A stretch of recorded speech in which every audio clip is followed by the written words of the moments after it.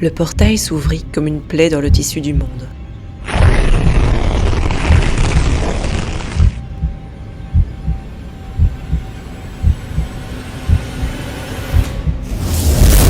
Dans un fracas d'os et de flammes, les minotaures surgirent.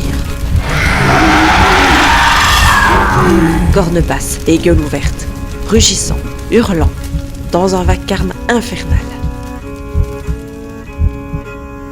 Le duc Ravengard, toujours prisonnier du casque divin, fut tiré en arrière et mis en sécurité afin de le protéger. Puis, nous fîmes face à ces monstres. L'heure n'était plus à la prière. La salle devint un théâtre de carnage, un charnier fumant où l'acier s'abattait comme une pluie vengeresse, se mêlant à la lumière divine pour foudroyer nos ennemis. Les minotaures tombaient, mais pas sans prix. Chaque cri résonnait comme un souffle de l'Avernus lui-même.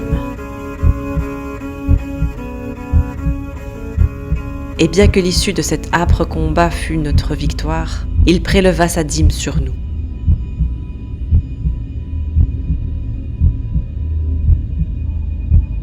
Essoufflé, épuisé, presque vidé.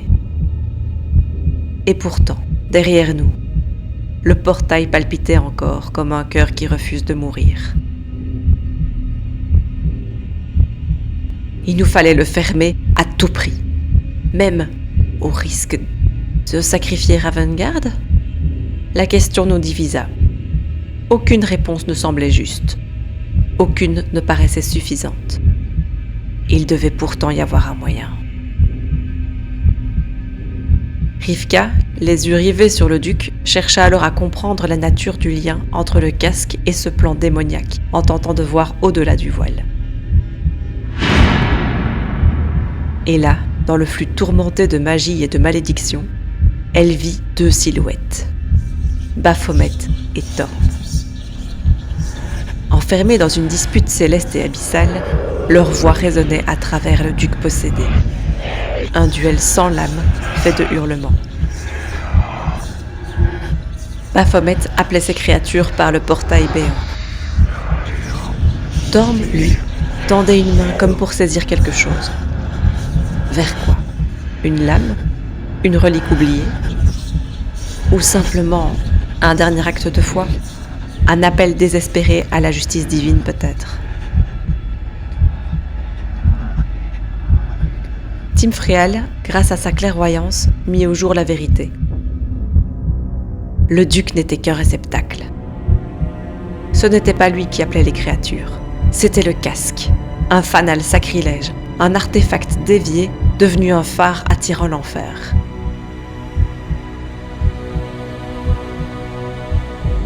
Il fallait absolument l'éloigner du portail.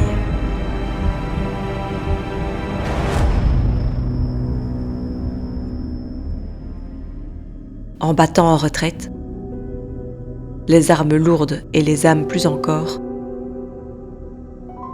nous réalisâmes avec stupeur que le corps du scorpion que nous avions vaincu plus tôt avait disparu. Était-il relevé, réclamé, recruté? Cette disparition n'était pas anodine. Une nouvelle pièce sur l'échiquier de Gideon. Et justement, il était là, à la sortie. Il nous attendait, étonné, peut-être un peu déçu, de nous voir encore en vie. Ses yeux balayèrent le groupe et s'arrêtèrent sur Ravengard. Il parla peu. Mais ces mots suffirent à ériger une nouvelle ligne de conflit. Il ne partira pas avec vous. Ce n'était pas une menace, c'était une affirmation. Nous savions désormais qu'il n'y avait plus de place pour la négociation. Il nous fallait à nouveau combattre. Nous, qui étions épuisés et pratiquement à court de magie. Mais une seule chose ne nous faisait pas encore totalement défaut.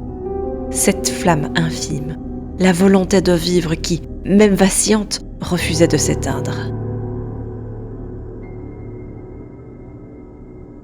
Une bataille éprouvante s'ensuivit, où la victoire resta incertaine jusqu'au dernier coup.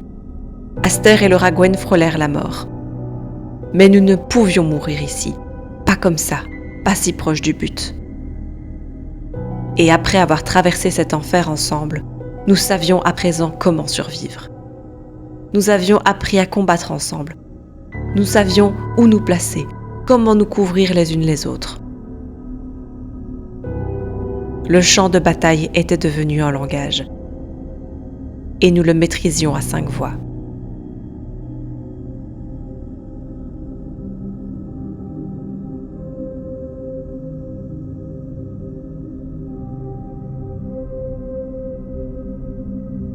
Et finalement, vaincu, Gideon se laissa tomber avec un calme résigné. Dans un ultime murmure, il souffla ses dernières paroles offertes à Zariel. « J'ai